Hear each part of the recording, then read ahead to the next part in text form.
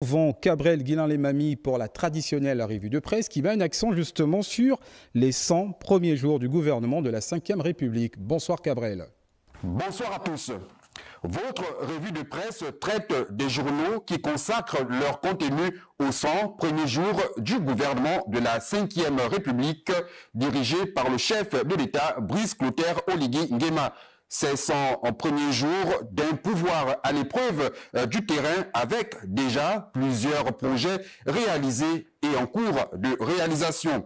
À la lecture des 100 décisions, mesures ou situations observées, deux dynamiques apparaissent selon le journal Écho du Nord. D'un côté, il y a une volonté manifeste de gouvernance avec diplomatie, les infrastructures ou encore la lutte contre la corruption. Concernant certains projets réalisés en cours de réalisation ou mesures gouvernementales, le quotidien national L'Union traite d'une réforme stratégique axée sur la transformation des ressources nationales, notamment via le secteur minier et une réforme des instruments de financement par une économie résiliente. Selon Écho du Nord, le gouvernement, durant les 100 premiers jours, a décidé de mettre fin à l'exportation brute du manganèse, encourage la transformation locale pour générer plus de valeur ajoutée. Ces mesures renforcent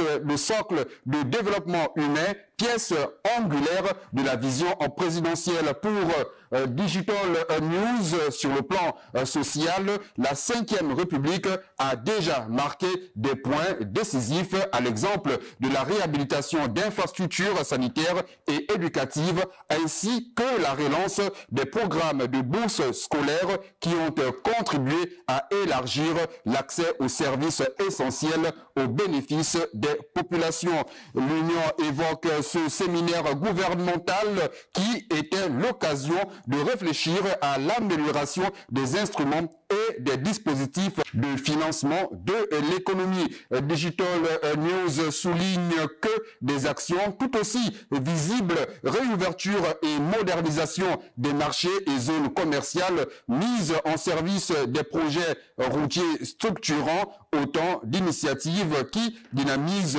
l'activité économique locale, facilitent les échanges et améliorent la mobilité.